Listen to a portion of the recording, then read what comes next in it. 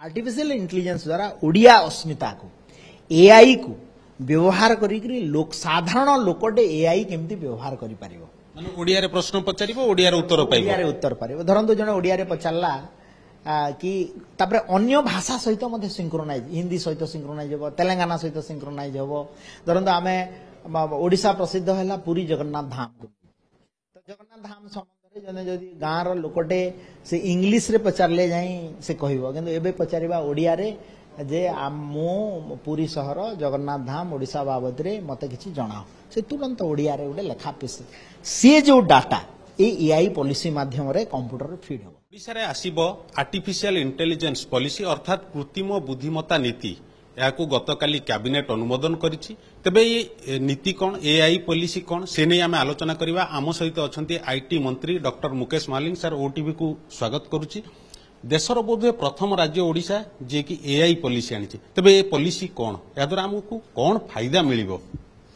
मु प्रथमे धन्यवाद देवी डबल इंजिन र सरकार यशस्वी प्रधानमंत्री नरेंद्र मोदी जी को एवं मान्यवर लोकप्रिय मुख्यमंत्री मोहन चरण माझी जी को जे एभलिया गुटे विकसित राष्ट्र गठन करिया पई एवं विकसित ओडिशा गठन करिया पई एवं टेक्नोलॉजी सहित राज्यर गवर्नेंस सिस्टम को ताल मिले जो दरकार जहाँ दरकार एआई पॉलिसी 2025 मानवर कैबिनेट अनुमोदन करिछि यार मुख्य ऑब्जेक्टिव हैला जे गुड गवर्नेंस एवं आर्टिफिशियल इंटेलिजेंस को व्यवहार करी आमे पब्लिक सर्विस डिलीवरी सिस्टम को केमती इंप्रूव करा जे परिबो एआई पॉलिसी द्वारा आमे केमती एआई स्टार्टअप्स को आगो को नहीं पारिबा एवं नुआ जो आमर एआई नीति द्वारा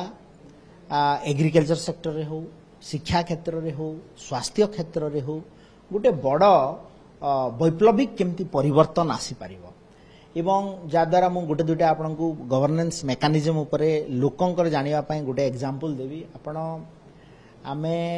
गोटे वर्चुअल एकेडमी माध्यम रे आमे जेते बेले गोटे ओडिया भाषा कोश को सुदृढ़ करिया पई आमे चेष्टा करा जाउछि एआई पॉलिसी माध्यम रे एवं एथिरे आपण देखिबे एबे गूगल इंजिन सर्च रे हो कि आपण मेटा रे जिबे एआई को जिबे कि आउ कोन से जिबे ओडिया रे पचारले से किछि कहि पारु नै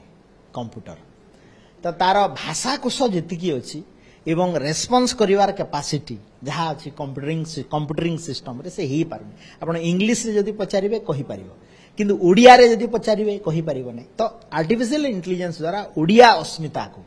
एआई को व्यवहार करी लोक साधारण लोकटे एआई केमती व्यवहार करि पारिबो माने ओडिया रे प्रश्न पचारिबो ओडिया रे उत्तर पाइबो ओडिया रे उत्तर पारिबो धरंतु जने ओडिया रे पचारला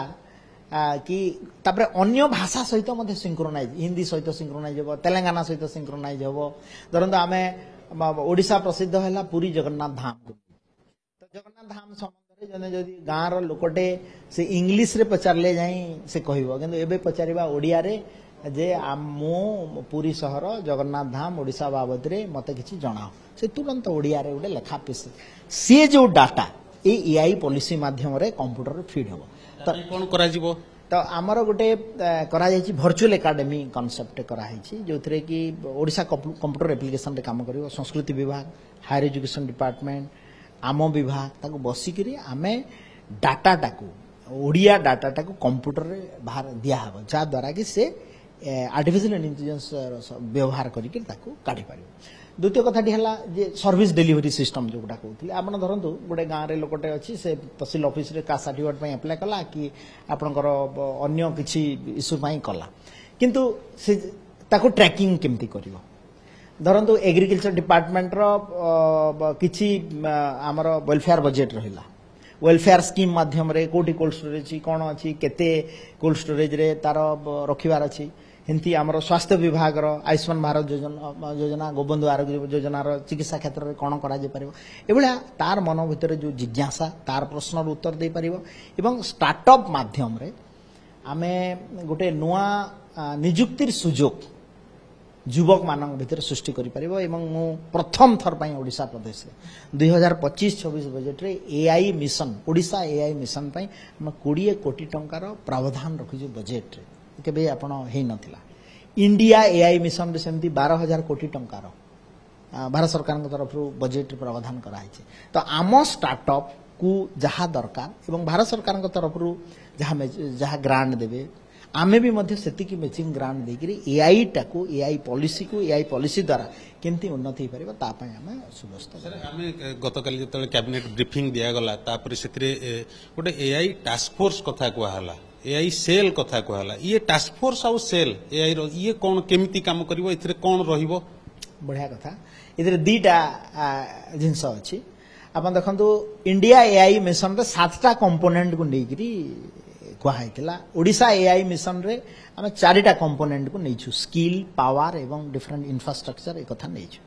ता सहित एथि कहगला जे गोटे टास्क फोर्स गठन हबो गोटे एआई सेल गठन हबो टास्क फोर्स गठन द्वारा कोन हबो आमे विभिन्न प्रकार एआई एक्सपर्ट्स को नेकरी आमे नेबु एवं को लोकंकर प्राथमिक आवश्यकता नेकरी एआई तार कौन करा जी पारिबो एआई सेल रे मॉनिटरिंग करा जीवो विभिन्न गवर्नेंस मेकानिज्म डिपार्टमेंट रो काम गुडा को मॉनिटरिंग करा जीवो आमर ऑफिसर्स माने सिटी गवर्नेंस मेकानिज्म रे डिलीवरी सिस्टम रे ये करा जीवो तो एथिबाई गोटे जो एआई पॉलिसी है जे डिटेल से पॉलिसी भी आमर वेबसाइट को आसी जीवो आपण मध्ये ताको डाउनलोड करिवे एवं मो आशा रखुची एआई पॉलिसी द्वारा विभिन्न आईटी क्षेत्र रे इलेक्ट्रॉनिक्स क्षेत्र रे सेमीकंडक्टर क्षेत्र रे ओडिसा को पुंजीनिवेश संभावना मध्य बढ़िबो एवं एटा गोटे बहुत फ्रेंडली एआई पॉलिसी हिची in line with the India AI mission sir जेमती आपण कहले जे एते सब जिंस हबो एआई रे शिक्षा क्षेत्र रे आमे अग्रगति करिबा स्वास्थ्य क्षेत्र रे आमे तो किछि दिन पूर्व देखुले एम्स रे मध्य एआई रो उपयोग करा जाउची जे केमती रोग को निरूपण करा जिवो ए दिगरे भी स्वास्थ्य क्षेत्र रे आमे करबा जेंतु आपण स्वास्थ्य विभाग रो मध्य मंत्री अछंती जे विभिन्न रोग निरूपण करिबारे चिकित्सा क्षेत्र रे एआई को विनियोग करा जिवो ए पॉलिसी जरिया रे निश्चित भाव रे आपण देखन मोटे छोटिया एग्जांपल देबी हमर सिकल सेल एनीमिया कथा आमे डाटा जेते बेले प्रोसेसिंग करूछु गुडा डाटा सेथरे एआई एप्लीकेशन व्यवहार करा जाय दर आमे देखि जेबी जे सिकल सेलटा को स्पेसिफिक कास्ट रे होछि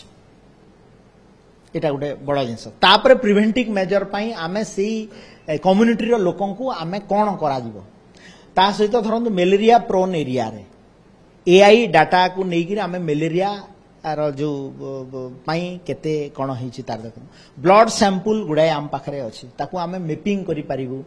कैंसर स्क्रीनिंग रे व्यवहार हो पार एरिया रे कोन होची को जिनस होची एवं ता सहित पॉलिसी इंटरवेंशन कोन हो पार तो निश्चित भाव में एटा गोटे फर्स्ट डिसीजन मेकिंग प्रोसेस रे मध्य गवर्नमेंट रो सहायक सर गत काली तो कैबिनेट अनुमोदन देछि किंतु आमे ये नीति केबे आसीबो यार चिठा नीति केते प्रस्तुत चलीची बा आरंभ होबो से नै किछि गोटे कहबा टाइमलाइन दिया जाइछि जे केबे पॉलिसी आसीबो नहीं आमे आ पूर्व प्राय 8 मास धरिकरी एआई पॉलिसी उपरे बहुत आमर कंसल्टेंसी प्रोग्राम मध्य होइछि एवं इथरे फाइनल एआई पॉलिसी जहाँ थिला